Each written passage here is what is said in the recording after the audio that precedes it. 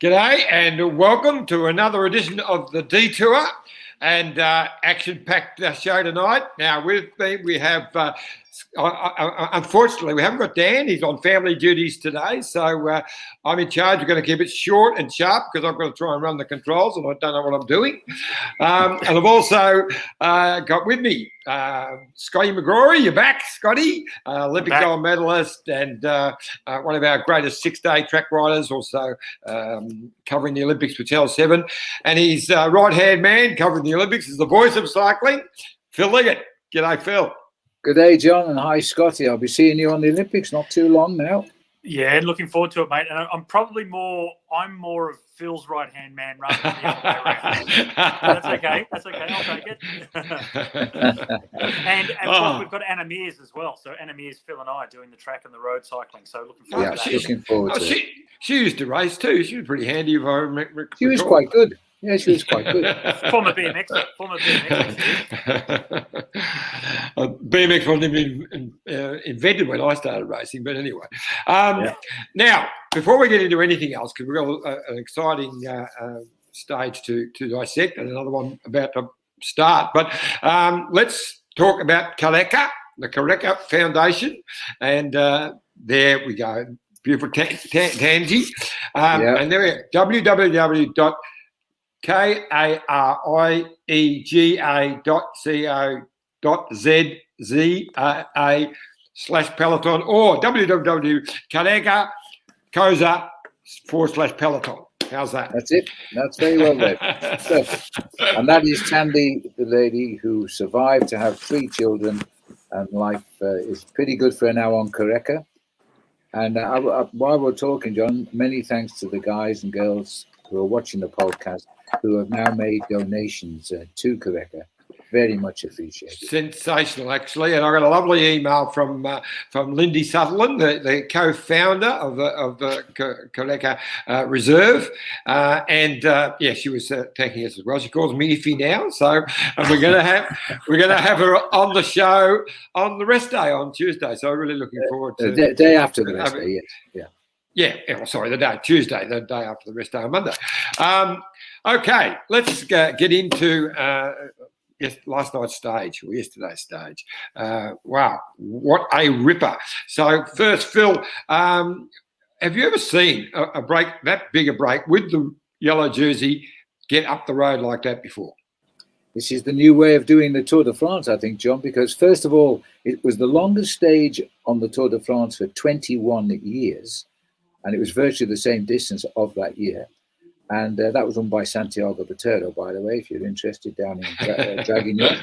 But on the other hand, they got this breakaway going. Now, we'd spoken to Matt White earlier. He thought they would try and keep the race together until we got to the back end of the course, where there was a series of climbs. That wasn't the case. They stayed together for 40 kilometres, and then bang, 29 riders getting clear with the yellow jersey in it. And the crafty old shark was in it too, Vincenzo Nibali, which we haven't even talked about the whole tour.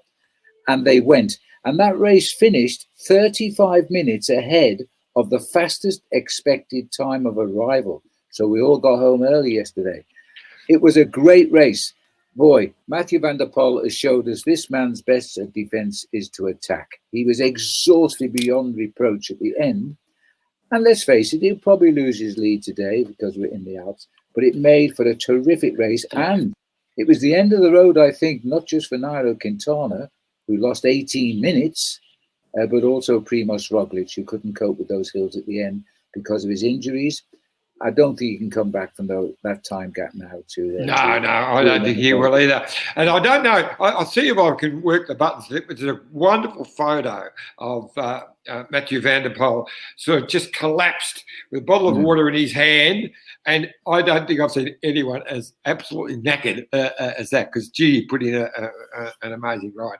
No, I'm not good enough on the buttons. But also, of course, Wout van Aert was in that breakaway, and the green jersey, Mark Cavendish, who put in a fair bit of work in the early stages to make sure they're away, and he easily took the sprint to increase his lead by a good whack in the race for the green jersey.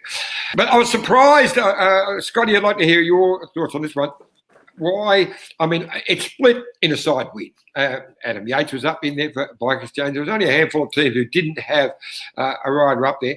But the UAE Team Emirates, I know at the time they didn't worry too much about it. But then they sat down to, when it was around about just under a minute, I thought they would have made more of an effort to contain that. Yeah, it's interesting, isn't it? Like, I guess they calculated who was up there and how much they could perhaps allow. A bit of luck as other teams started to help them a little bit towards the end. But it kind of exposed them a bit, didn't it? That they didn't try very early to try and shut it down. I guess the challenge is there. It's such a long stage that if they go absolutely full gas to shut it down and then another great group goes, that they're not on the back foot once more. They've got the 2 mountain stages, this weekend. So I guess a team like UAE were hoping to conserve energy on yesterday's stage because they've got so much they have to expend over these next 2 days to help out Tadej once they get into the mountains. And that's why also you've got to give Mathieu van der Poel an amazing amount of credit as well because, he just wanted an extra day in yellow. He might maybe get another day after today because he gained some extra time on yesterday's stage. But, he put in such a deep effort, that's going to come back and bite him once they get into the mountains. And for UAE, I think likewise, as a team, they really were, pushed pretty hard to make sure they, contained that so it didn't get out to be too big of a gap. You don't want Nibali coming back into it, which he now is. He's back into the top 10. I don't think it's going to be a real threat. So from UAE's perspective and from Tadej Pogacar, it's probably not such a bad situation that they're in at the moment. They think that Wout van Aert and Mathieu van der Poel will probably lose enough time over the next couple of days. That said, Wout was pretty good last year in the mountains, so he might hang around for a bit longer than Mathieu does. But certainly made for some fantastic racing. And I've got to say, we mentioned Phil, you mentioned Primož Roglič. I feel bad for him. He's like these others that we just mentioned. He's a really likable guy. He did a complete 180 from last year. He raced so much in the lead up to the Tour last year. He won or looked as if he was going to win every race he went in, and then just fell apart at the very, very end of last year's Tour de France. Fell apart to run second. A bit harsh, mate. A bit harsh. But this year he did the complete reversal and thought, well, okay, rather than just tweak last year's preparation, he completely cleaned the slate and just said, all right, I'm just going to train. So I was really looking forward to see how he was going to go once we got deeper into this race, and that's unfortunate for him. So I feel really bad for the Pog. Yeah. So, Phil, let me going to throw that at you now because, look, I don't think Pogacar was too worried about anyone who was in that break as far as a challenge for the overall. The Shark, okay, Nibali, we know what he's been capable of, but he's ridden the Giro and he's not in the sort of form to win this bike race, I don't believe.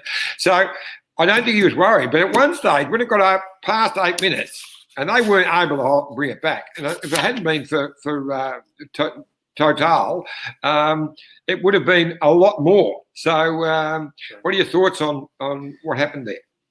Well, first of all, 18 teams got into that selection of the 23, which I find quite amazing, that the UAE allowed 18 teams to go clear. Now, you're right. I don't think there was any long-term candidate except Wout van Aert, because this guy can climb, when he wants to.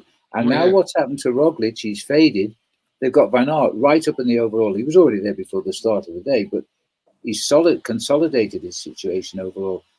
He may have to rethink his Tour de France now after what has happened by Roglic. They've also got the team lead back, Jumbo-Visma, so they're in the lead in the team again.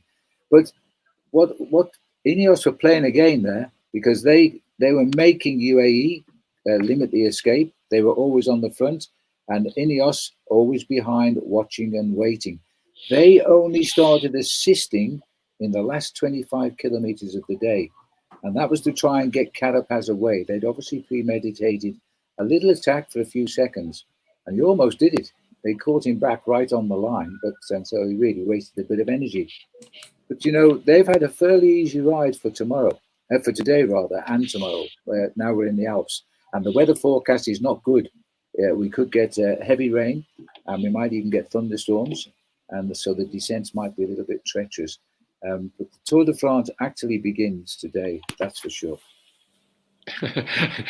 I think it's been going on for a few days. We've had it's been shadow amazing. boxing. It's hard to believe we're only into day 8. It feels like we're almost 2 weeks down. It's been great. Great something race. every day. Something every day.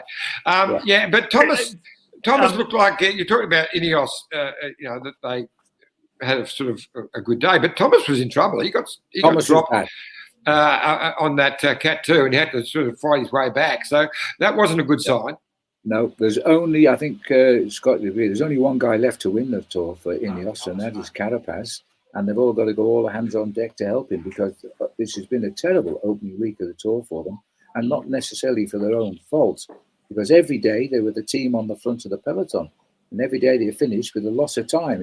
It was quite strange, really, but it was due to the crashes. No, the odds are, I mean, you wouldn't get a bet on Pogacar now to win the Tour de France. It'll be odds on that he's the man to beat. Of course he is. And he got away yesterday. And look, Carapaz it was a good show of form, Phil, wasn't it? The way he attacked, he looked really strong. But all of that effort, I know when I was watching it, I thought, okay, this is a great attack, but it's still 15 kilometres to the finish. Only a category 4 in between. And he was absolutely motoring. The body language, you could see that even compared to the guys out in front, even Matthew Mohoric, you could see Carapaz just absolutely tearing himself apart to try and get a gap. Deep in the red. It mounted to nothing. So it was 15 kilometres of wasted energy, which you might as well have waited for today and tomorrow. So that was it was a nice show, but it wasn't. It was not premeditated, Scott. It wasn't premeditated, that attack. It was an opportunity. He thought, I'll give it a go. Yeah. It wasn't planned, but you've got to understand, this guy has become the biggest star of Ecuador, and they're all watching on television. All the people in Ecuador are watching, cheering him on. They think he's invincible now. And this guy knows when he attacks, there'll be huge cheers in the whole country. I know they've made a postage stamp of Roglic and Tadej Pogacar. They put them both on a postage stamp. It's whatever the currency is, 2.16 euros. That's the price to buy the postage stamp. But they do a lot more for that for Richie Carapaz in Ecuador. I've actually spoken to his parents, and they are the nicest people. They've no idea what the Tour de France is. It's a bike race. Dad went out and bought this kid a bike. He showed him his bike, and it was a bike with no tires on it, broken wheels, and it just was unrideable. And that was his first bike. And he said, well, that's your bike, son. And he fixed it up. And look at him. Now he goes cycling with the kids in all his Ineos cycling gear in Ecuador. It's a great story. And it's a lovely story. I feel he's compelled to attack just to make them cheer. They believe he's untouchable. Let's hope he is. Interesting. Yeah, I'm sorry, Johnny. Interesting thing with Carapaz is when he won the Giro riding for Movistar, he was actually embarrassed that his salary would actually get out back at home in Ecuador, because back there, he won the second biggest race in the world. They thought he was this, highly paid superstar. Like if you were, playing in any of the American professional sports leagues, that's kind of the perception that, this guy's won this race over in Europe. He must be getting paid lots of money. And Movistar were paying him very, very little. He was desperate to hide how much he was earning when he won the Giro, and then also desperate to get out of Movistar to actually start earning some real money, because they didn't just come straight to him and say, hey, listen, you've exceeded our expectations. We need to renegotiate your contract going forward because you've just won the Giro. We need to pay you a lot more money. They didn't do that. And that's one of the main reasons that Carapaz left and went to Ineos. I also have a postage stamp with my face on it, Phil. You did? Along with Brett Aiken from the Olympics in 2000. But it's that long ago, it takes, just to send a normal letter, probably takes about 3 of our postage stamps actually to make it valid enough to send. Who hasn't got one? I've got one from 1979, mate. I've got a postage stamp as well. So there you go. That's 16. Takes about 16 of your stamps to send a letter now. But just back to Carapaz. Look, I think Carapaz, that was the right move at the time, and I thought he had 40 seconds on them at one stage. I thought, gee, as he came into the line, I thought, gee, this is a good move. But they weren't showing us the gap. And suddenly he comes around the corner and they've caught him. I was like, wow. Yeah. But that was good TV. That was great TV, though, wasn't it? Not knowing, they're there. Yeah, but Movistar, obviously, there's still a bit of animosity there with Movistar because Movistar got involved in the chase, and there were words being said by Valverde and Carapaz, and then Valverde with Kwiatkowski after. I don't know what was being said, but it wasn't have a nice day, or did you have a nice day? I can tell you that. Now, I know we've got some viewer comments, so we might whack a couple of those on if I can work these buttons. Jimbo. Hey, boys, what a break. That would have been last night for Chavez to get into. Yeah, I don't know that he would have done much more. The boys, Chavez for the win tonight. Just remembered to get my tip in thanks to you. That'd be nice. Paul Groves, good evening, gents. Ripper stage last night. Lots to unpack, but did notice anyone else notice Tom Scullion sitting on the Naboli group for the last 20K, then outsprinted his team leader. I don't know for what, for nothing. But anyway, Kirsty Baxter, July 3rd, 3, a significant date in the Tour de France. Can any of you remember why? Oh, that's no, interesting. You have to send us another reminder. Do we have any clues? Give us a clue. Yeah. Hi, Johnny. I noticed on last night's SBS coverage you become an expert on all things Harry Sweeney. You're not going to forget that one, John. I did too. Very good. Paul Groves, UAE, we're lucky that they received some help in the last 50 kilometres. There will certainly be a number of riders pay for the effort over the next couple of days. Yes. And look, John Stevens, if Pog has a mishap, Van Aert must have a good chance of winning. All the other GC contenders are 4 minutes plus behind, and he'll destroy them in the TT. I don't believe that Van Aert can win this bike race. I think that Jonas Vingegaard was their rider that they will support for the GC because he is capable of winning this bike race. Kirsty John, don't forget 1956. Roger Volkowiak got away on the first day. Nobody thought he could win the bike race. But that was the old days, a different bike race. Oh, the old days were the best. But he lost his lead and he got it back. So it wasn't just a Here was the date, July 3. Jerry into yellow, 2013, or more, or maybe Gero more than Jerry, but Gero, yes. Oh, okay. Yes. Yes, it was in Nice, exactly. No, in Nice he got into the yellow. That's very true. Very true. Yeah, now that's just the one thing that happened yesterday in that that stage. That Pogačar wasn't having a great day, and UAE have been exposed that they couldn't control it. And I reckon, for Pogačar might be still the strongest rider, might be the favourite. But there'll be a bit of confidence coming into some other teams that they can do something about this and try and isolate him, which is and this is where Richie could come right back into this bike race. So I'm looking forward to that. Let's just quickly talk about Matej Mohoric's victory. That was a very, very impressive win. Nice comeback win, wasn't it? After the Giro d'Italia crash that he had, was such a nasty crash.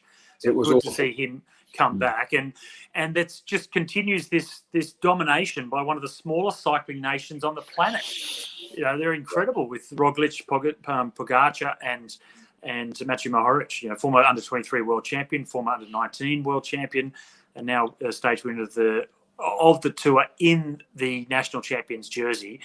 He seems also like a really nice guy as well. So another likable guy, from that part of the world. Fantastic. And our Tour of Tears continue, John, because like everybody that wins the stage now, we cry and kiss everybody inside. That's the new routine on the Tour de France. But if you happen to have seen that crash in the Giro d'Italia, he did a perfect headstand. He was dead straight like a rocket ship on the road with his head alone on the road. It was a horrible looking crash, and totally amazed he wasn't killed. He thanks his crash helmet, of course. But to get back from that was unbelievable. And he's now won a stage in all 3 Grand Tours. So amazing. He'll come round again. Yeah. Hey, question from the breakaway last night, John. This is to you directly. We're talking about in the comments there from the viewers. Chavez would have been a perfect day for him to be in the break, perhaps all that, etc. I think he's waiting, certainly for the bigger mountain stages. But Simon Yates was there. And Simon was not able to go with, the attacks at the end. And we're not talking about attacks from the best climbers in the Giro. in the Tour, we're talking about guys, Asben and these sorts of riders, and he was not able to go with them. So, What's your take on that, John? I know you're always, positive. We all. You didn't have it. No. We'll talk to Whitey about that shortly, but he actually hadn't planned to go into the break, and he was trying to do something. He was hoping to get into form by more later next week, but I thought he would win. He was the best climber there on form. You would have expected him to ride away on that second Cat 2 climb. I actually sent a text to Jerry saying he's got this in the bag. He's going to hit them any minute. I got that one wrong. Yeah. Look, we. Excuse me. Steady on now, John. You're getting too excited. I am. Look, I'm really looking forward to today's stage. We've got a really short show today. We've got Matt, Whitey to come up in a minute. But I just thought we'd have just a quick look at today's stage, have a quick comment on that, because it's going to be another ripper.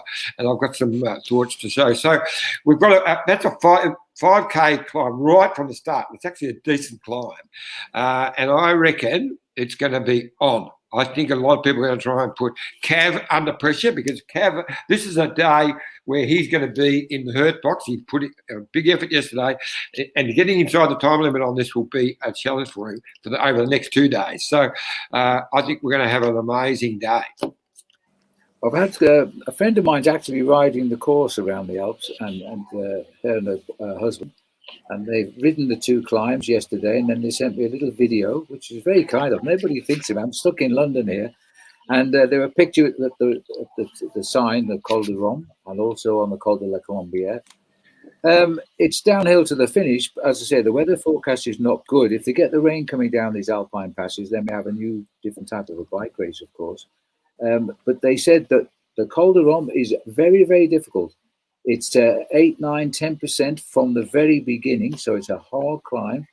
And then you've got the Colombière, which is famous for its average is 8.5%, but it gets up to 11% coming to the top, and a very fast descent into Le Grand Bornand.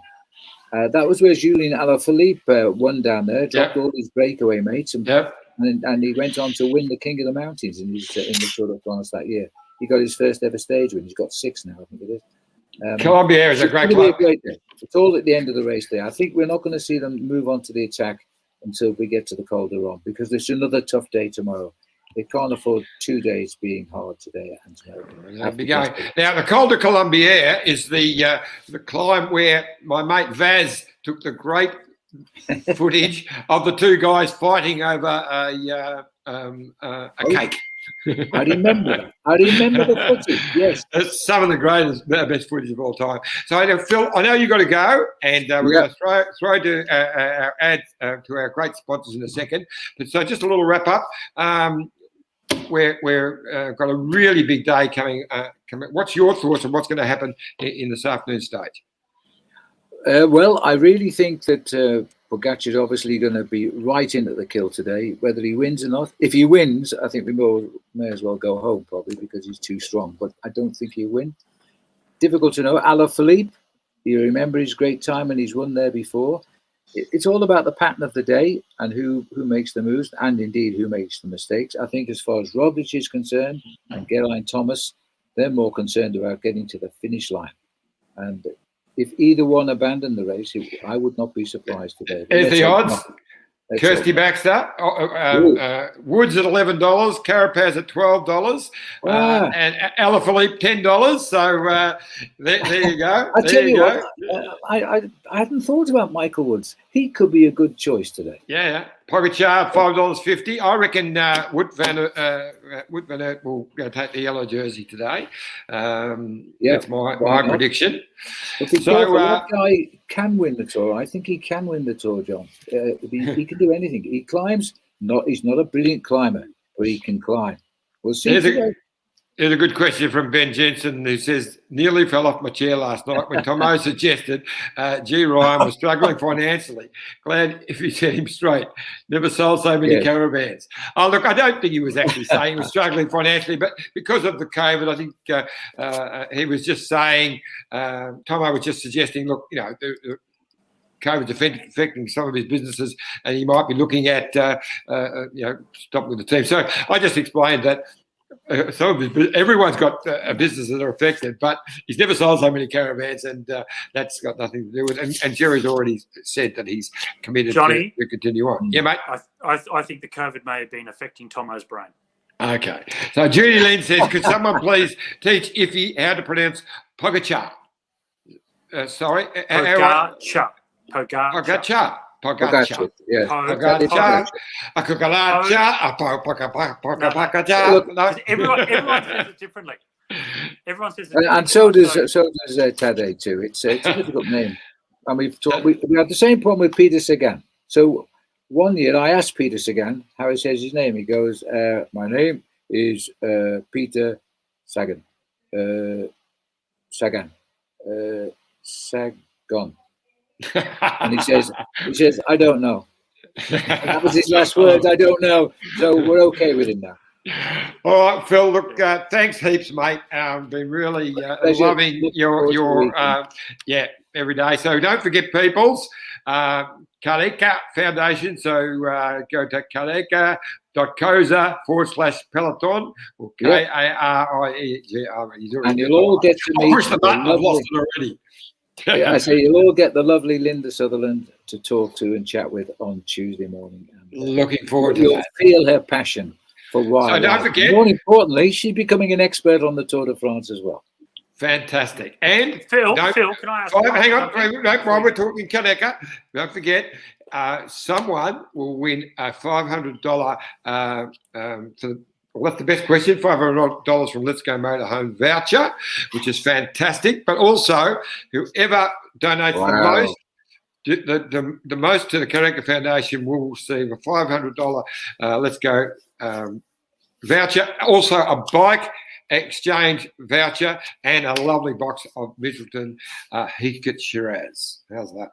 Sounds great. Keep sending the money in. We're making sure you're getting the emails back. When Linda gets the entry, she flashes the email back to John, so we know who you are. Thank you all very much. Now, quick, asking a final question for him, Scotty. How's everything being received in the USA with the coverage on NBC? I haven't got any figures yet, but I do know that when we did it this way last year, we got our biggest viewing figures for 10 years. Now, the Americans at the moment aren't so much at the front. Sepp Kuss, I think, will come very soon alongside who, because obviously there's a problem with his teammate Roglic. But we're getting great feedback. But you know what? Even though I'm not being heard in Australia, my mailbag is full of people saying, where are you? How's retirement? Etc., etc. Of course, I miss working for Australia terribly much. And that's because you're on the detour, Phil. Everyone seeing you on the detour. That's why I'm here, because I'm still managing to speak to the guys who have made my career so successul. And thank you for that. Yeah, that's good. Hey, I know that. Sorry, mate. You said one question. You're going to go two now, eh? Well, I'll stop it if you want to keep back. Spit it out. So, Phil, I don't know if you saw that Alan Piper was mentioned on. So Lance Armstrong's doing The Move podcast again, which has been very well received around the world. Which for some people that's controversial. Whatever. He and George Hincapie and Alan Piper has been quoted of saying that last year when he was watching, when he was obviously guiding Tadej to win the Tour overall. Every day he'd listen to Lance Armstrong and George Hincapie's Move podcast just to get a non-biased opinion from the outside of what was going on from outside the bubble, just to see if there was any, you may not have taken anything on board, but he just wanted to hear from a couple of guys that are experts in the sport, which is a controversial thing to say, isn't it? That, he was happy to listen to Lance Armstrong and George Hincapie just to make sure that they felt that perhaps they're doing the right thing in guiding Tadej towards his victory overall. Yeah, well, Alan, in fact, poor Alan is not enjoying the best of health just now, and he's fighting cancer again. So he's not on the Tour de France. He is going to visit, and I don't know if he did visit the first time trial, but he said he'd probably go on the tour during the time trials. But he speaks to the team 2 occasions every day from his home, which is in the Netherlands. I think it might be Belgium. And he talks tactics with the team. twice a day. He's still controlling the team from afar. I wish Alan so well. I'm just amazed that he's even ill. He looks so good, so fit and strong, but he's having a tough time. I really send him my best wishes because he's a special guy. And if Pogacar, you've got me at it now. If Pogacar wins, he'll be in Paris. Believe me, Alan will be in Paris if he wins. Yeah, Bet your life on it. Yeah, it's amazing. Gerardsbergen, he's just near the Mur. I know it well. I used to live down the road in Oudenaarde. Yeah. All right. Well, thanks heaps, mate, and really appreciate it. Look forward to talking to you tomorrow. Always a lovely chat. Always a friendly chat. We still like each other. I like that. All right, John. Scotty, see you, man. Have a great day or great evening. Okay. Ciao, ciao. Bye. No, what a legend, eh? Yep. Don't forget to Kaleka. And just to let you know that SBS had their highest ratings for this year's tour last night. Some say because I was on the show, but I think more likely because it was Friday night. But anyway, whatever. Okay, so now a word from our wonderful partners in Let's Go Motorhomes and Bike Exchange. We all love an open road, and often they're easier to find during quieter times of the year. In a Let's Go motorhome or camper van, you can road trip in comfort and style any time of the year. When the roads are quiet, you can get where you want quicker and easier without jostling for position. Chances are your destination won't be as busy too, which means you'll enjoy your travelling adventure even more. Plus, if you book a Let's Go motorhome or camper van in the off-season, you pay less, meaning you can travel longer. There's a type of motorhome or camper van for everyone, so you won't have to compromise on what you want. The whole range has the things you need to help create the perfect road trip experience, including heating and cooling, keeping you comfortable on the road all the time. Whether there's 2 or 6 of you, there's a motorhome for everyone. And in a Let's Go motorhome, your journey can be just as fun as the destination you want to reach. The open road is calling. Check out some of our great offers online today and start planning your next road trip. Rain, hail, or shine.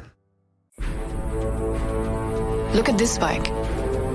You think it's just a bike, right? But it's not. It's a bike 374 people are looking at. This guy, this girl, them, all looking at it. People from here, there, and wherever this is. People that are looking for a bike. Or just a piece of it. Amateurs, semi-amateurs, and pro-amateurs. This guy wants this bike, but with this crank and these bars. This could be the perfect match. But not this one. This girl has a bike to sell, and thousands of people might purchase it. Eyes on Bikes help grow small businesses. His, hers, yours, and the latest data and insights help those businesses keep moving.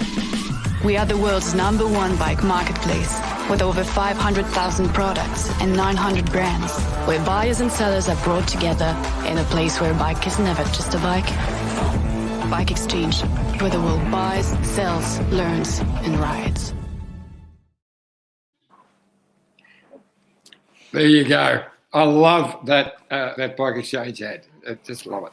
It's good, isn't it? I had a mouthful then, so I haven't had any dinner yet. So I actually was chopping on a sandwich in between the ads. That's all right. I've been copping a whack from getting stuck into you before, Scotty. Sorry. It's just what Dan does that, and I just expect, since I'm hosting the show, that's what I thought I was supposed to do. But anyway, I've been getting a whack over the head. But that's fine. Apologies for that. That's right.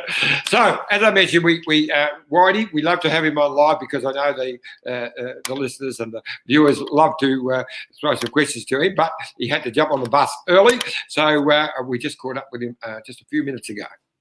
Whitey, I don't think any of us thought for a second there'd be 28 or whatever it was riders in the break, including the race yellow jersey. No, if there's one thing that Van der Poel is unpredictable, and it got out of hand pretty early yesterday. Very, very aggressive start. We knew it would be aggressive start. I don't think too many people would have expected first and third on general classification to go down the road with a group that size. Yeah, so obviously, the side wins as they do, can play havoc, and that's how the break started. But once it got that to 30 seconds or so, I thought that some people back there, mainly UAE, would have thought, we better close this down, but didn't seem to be high on anyone's agenda. Yeah, when a break goes like that and you have missed it, there's two ways you can go about it. And one is just to commit very, very hard for a 10-kilometre period when the gap is 30, 40 seconds to bring it back. Or what they did is that it seemed like they settled in for the long one. Now, I don't know if they had the ability to close that gap quickly, or their resources. They just thought, well, we'll just leave it out there and ride it at tempo. But on the longest stage of the Tour de France in 22 years, that break went after 50k with still 200 kilometres to go. They certainly gave themselves a very tough ride. And realistically, if Total didn't help them, that gap would have blown out a lot more, because I don't think anyone else. Well, there was only 5 teams who missed the break, and I don't even know why Total were riding. Okay, they've got Pierre Latour on 6th place on general classification, but who was up there that really is going to go the distance over 3 weeks? Maybe Nibali. Nibali, I know, is here to prepare for the Olympics, so GC is not a priority for him either. And then Van Aert. Well, Van Aert's a very good bike rider, but I don't think he's a real threat for general classification for Total. So it was a long day. It was warm yesterday, 27 degrees. I think 45 minutes in front of schedule. It was a real tough day. Maybe a couple of bucks got passed around, mate. Maybe Total need a little bit more money in their coffers. Well, they missed it. It's probably quite embarrassing for them to miss a 29-man break when they've got 6th on general classification. But there's going to be a few guys who spent a bit of time on the front yesterday who will be in the locker, I think, this weekend. Now, I was listening to a lot of the experts talking about that break when it got out to the 7-minute mark, and they're all starting to talk about doom and gloom. But do you think Pogačar really was that concerned in that, other than Nibali, who I don't really think is going to be a threat over the 3 weeks? Do you think he was just not that worried because his main contenders were all back with him? Well, I think what it did expose yesterday is it exposed the weakness of UAE. I think Pogačar only had Rafa Maker with him the last 30 kilometres. So what I expect a very aggressive weekend, and I'm waiting for the Ineos ambush, because at the end of the day, there's you'd said a week ago that we've got key GC guys and key teams out of the picture at the moment. So it just means there's going to be aggressive racing. And one thing our guys noticed yesterday, even Pogačar himself wasn't on a good one yesterday. So he's going to get from every which way loose over the next 48 hours. And I would expect probably tomorrow will be more dangerous for those guys, because we start up a 5K climb today, uncategorized climb, but then there's a fair bit of flat before the hard climb start in that last 60 kilometres. Whereas tomorrow, I think we're straight into the climbs. It's a shorter stage, more metres of climbing. Today is pretty intense, but it's all in the back end. Whereas tomorrow it's a shorter stage by 10k, but there's even more meters of climbing, and it's going to be. I expect it to be. This tour is not over yet, that's for sure, and we're going to see some really aggressive racing, and it's going to be a fun one to watch. And I think Pogačar is the strongest guy here. Rodzic, I'll be surprised if Rodzic makes it through the next couple of days. He's hurt himself from that crash. I know he rode a pretty decent TT, but he did not look good yesterday. And I'll be surprised if he even gets past the rest day. Geraint Thomas is coming back from injury. Didn't look super yesterday either. Carapaz looked good. It was a big effort yesterday for nothing. He made a 20k attack. Great attack, but other teams were already riding for what they think are minor places to limit the losses on him. They caught him on the finish line. And I expect some big attacks from some of the climbing teams over the next 48 hours to start with. That's before we even get to the Pyrenees next week. Look, like you, mate, I'm getting excited. I'm really looking forward to today's stage. But as you mentioned, it showed some weaknesses in UAE, but it also showed a few cracks. Well, of course, Roglic is now out of the GC picture. And I jokingly said to you, well, not jokingly, but I just said maybe another option is Vingegaard, in that he climbs pretty well. He looks like that being their main option. Van Aert is up there, but you wouldn't expect him to threaten the GC over the whole 3 weeks. Although, who knows what he's capable of. We saw how well he could climb last year when he was riding as a domestique on the front when there was only about 10 left on the climb. So he could do anything. But and also a few little cracks with Ineos, with, as you mentioned, Thomas. I think Richie, he didn't really have a lash out yesterday. He still looked pretty comfortable. But all these things are weighing up, so no one looks really super strong. Yeah, I think at the moment, the one who's looked pretty good, a little bit of a dark horse there is Uran. Looks quite tidy at the moment. So we'll see how they've been riding quite well in support of him so far. But I wouldn't be surprised to see Richie going down the road in the next 48 hours. Probably tomorrow will be the better day than today. But I think today what will happen is I think Van Aert will go after the jersey today and pop himself into yellow, and we'll see how tomorrow goes. But I think Vingegaard is definitely their only option for GC with Jumbo. Yeah, that was part one of our catch up with Matt. Now, I'm in trouble because I was supposed to keep that to inside the 10 minutes, so there was only one part. But I got carried away, so we'll go straight in to part two with Matty White. Now, if we can whack that map up again, I'm not so good at all this as what Dan is, so here we go. Interestingly, at the start, for those who are watching it, who aren't just listening to the podcast, we've got to climb straight away. It's not a designated climb, but right from the start, it's going bang. This could be a hard day for the green jersey, Mark Cavendish, because he gave himself a very hard ride yesterday. Okay, he got the sprint out the road, but he was in the break all day, and he worked for a fair bit of it early on.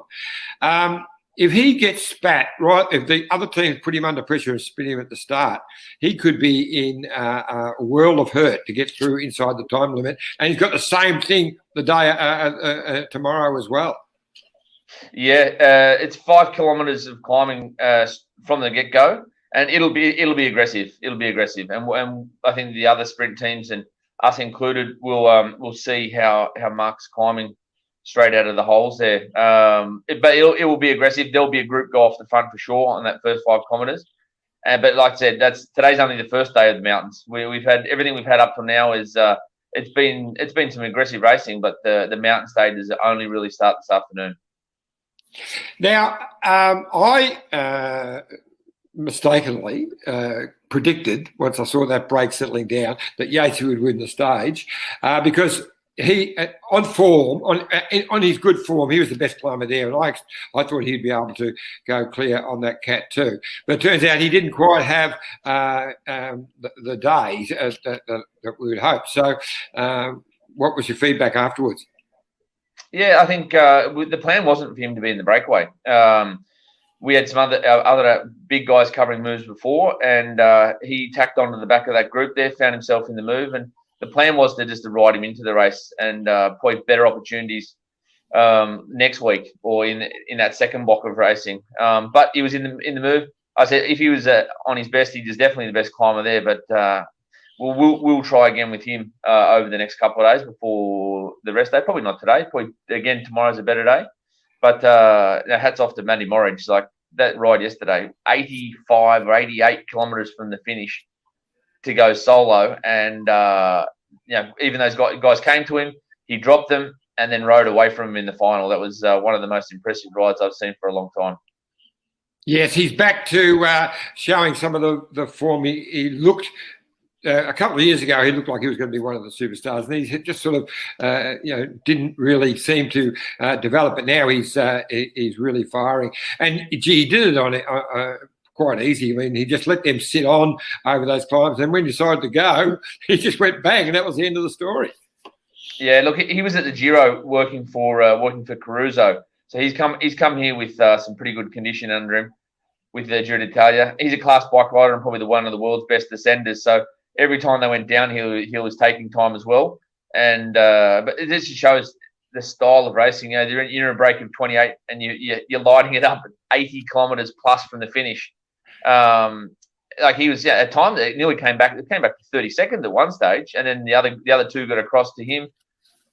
But then he stayed cool, and those guys who were with him in the final are not climbers, and he's not a climber per se, but he's very good all rounder, and that was a very, very impressive ride. So look, even if Simon was on a better day yesterday, which we didn't expect him to be already, no one was going to catch him on the ride that Matty Morich was on yesterday. So. Now, I know you've got to go very shortly, so I'll keep this one short and sweet. What's your predictions of what's going to happen today? Well, I think it all depends on how big and who is in this move from the start. I said it's 5K. It will be aggressive, but I think the key teams have plenty of time to bring it back if anything dangerous goes before the climbs really start in the last 50, 60K, whereas I think tomorrow has more potential for things to get out of control. So I think Van Aert will want the jersey. I think today's the day that Van der Poel loses the yellow, and then I think we're going to get an even better idea of how these guys who have crashed or injured or not in super form, they will be exposed this afternoon because those final two climbs or final three climbs are very, very tough. All right, mate. Thanks heaps, and good luck to all the boys. I can't wait.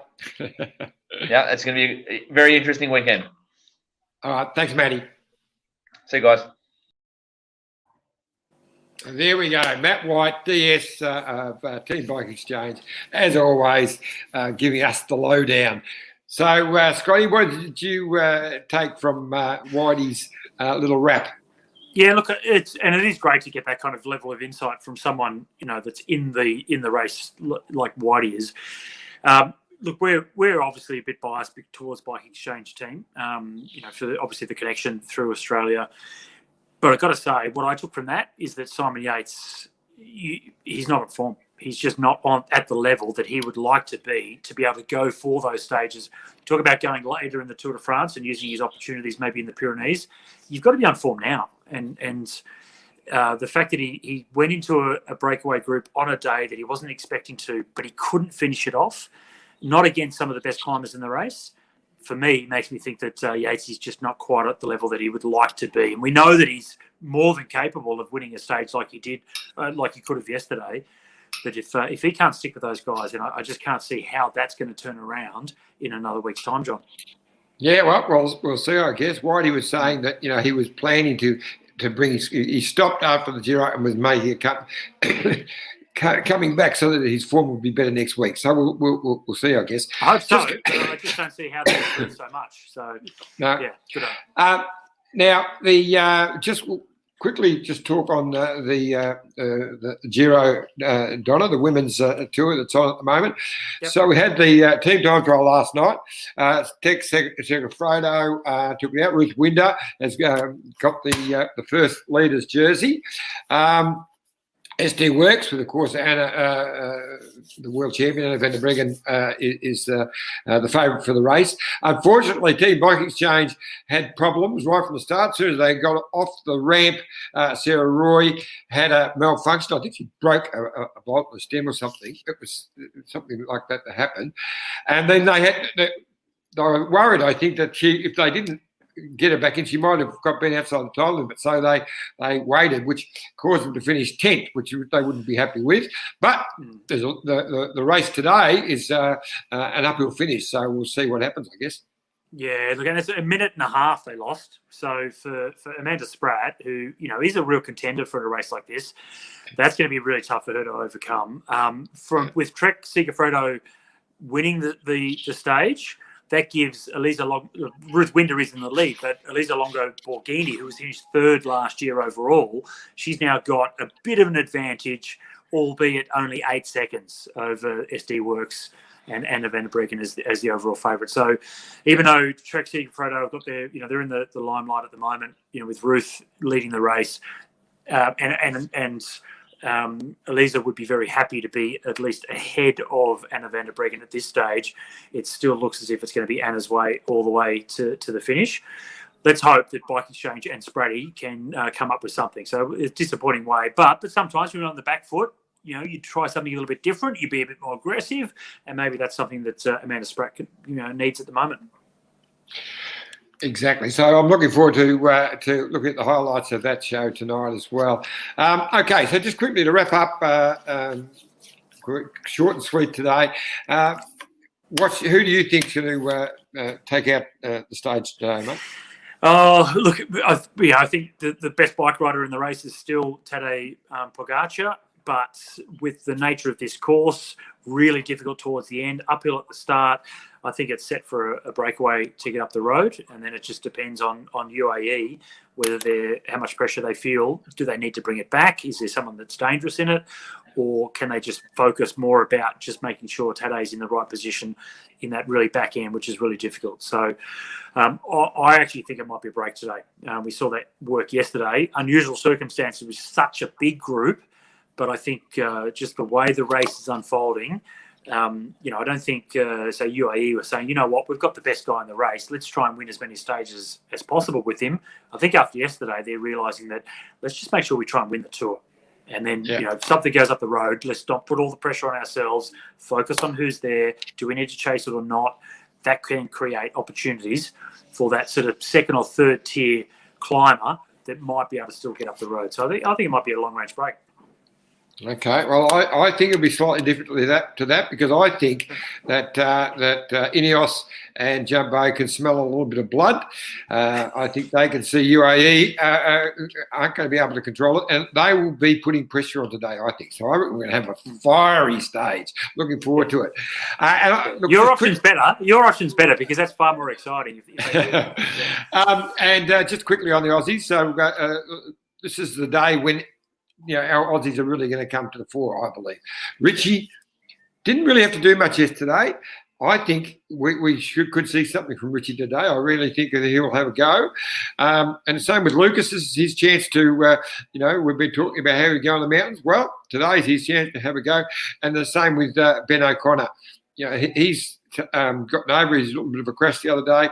I reckon the three Aussies will feature today. So, Let's hope I'm right. Well, I'm not going to disagree with you. But I certainly hope that they all are up there. I just think Richie, with Carapaz's move the other day, really I think indicated that Ineos understand that they have one option now, and it's Richie Carapaz. So I think Richie is going to be told to make sure he looks after Carapaz. I hope that's not the case. I'd love to see Richie back up there and in the mix, but he's got a few minutes to overcome to just get back to where Carapaz is. So it'll be interesting to see how Ineos, and the conversations with Geraint Thomas. He's obviously not looking great. So they've come into this race with this 4-prong attack with Theo Gegenhardt as well, and it capitulated pretty much. So, but as Phil said, the Tour starts today. We're now into the big mountains, and we really have to wait to see what the outcome of today's stage is before we can start to make any, more bold predictions. Yeah, tomorrow's even tougher. So I know there's some more fan questions there, so we'll see if I can push the right buttons here. Ben Jensen, loving the show tonight. On you, Benny. Yeah, he loves it because he's had 2 mentions now. That's why. He loves it. And a good question. He's in line for a prize with that question before. And we've got another one here. But push the right button. Yeah, the enforcer, mate. They're having a crack at you. So having a crack if he has turned into the enforcer. Yeah. There you go. I've been brought on. Dan brought me on today just so that you could have a crack at me. That's it. Well, it's just with that little bit of power. It goes. Now I understand why Dan does it all the time. It's so that and Vladimir Putin said the same thing. Yeah. Michael Addison, need an NBC/SBS merger. Now, wouldn't that be fantastic? Jason Cruz, should Bike Exchange line it up to start to drop Cav? Well, I think that Whitey sort of might have just hinted that they might just do that. So not just them. I think help us in it will as well. Before you say this one, John, just to think of this, right? So because it's an uphill start, you have all these teams saying, we've got to try and get rid of Cav because, get rid of him out of the race, then we've got more chance of winning the sprint stages. That is true, right? So that's a good scenario because Cav's just all of a sudden back to the old Cav, and you've got to get rid of him if you want to try and win this bloody thing in the sprints, right? So, but think of everybody else. If you look at the back sort of quarter of the peloton that aren't good climbers, that are more sprinters or lead out men, they are hating this scenario. They're also going to be punished if everyone lights it up from the start. I feel for that's those boys. exactly right. That's exactly right. Yeah. And the question, we'll try to get with them back if I push the right button. Hang on, there it comes. There it comes. Here we go. Enthused media and events. Such a shame we have no Kiwis this year. First time in a long time. Usually listen to your podcast and never live. Nice to be here live and seeing the visual. Great to have you, Kiwi. And I didn't realise there were no Kiwis. Isn't that terrible? It is a shame, isn't it? Because they've gotten so much stronger. But look, the Kiwis will be well represented at the Olympic Games in Tokyo. They've got a really strong sprint group. They've got an incredible team pursuit as well, so they'll be chasing medals there. So hold out, and you'll still get to see some fantastic Kiwis in a few more weeks. And just to make you the Kiwi fans and viewers happy, I reckon we might be able to get a Mr. Bewley on tomorrow night's potty. So we'll see how we go. We'll work on that. Okay, look, we'll wrap it up now. Thanks heaps, Scotty, for jumping in and being my foil. Don't forget, youtube.com/the Detour Podcast. Tell all your mates about it, and let's spread the word. We'll try and get half as big as the Landau Rouge podcast. We've got to try and do everything he does. Also, best question, $500 Let's Go motorhome voucher, and each week. So we'll have to do get all those questions into Phil to select in the next couple of days, and of course Kareka. So kariega.co.za/Peloton, and jump on and please donate to that wonderful cause. Thanks heaps. Can't wait to watch it tonight. It's going to be a sensational stage. And see you all tomorrow. Thanks, Scotty. See you, mate. This is the winning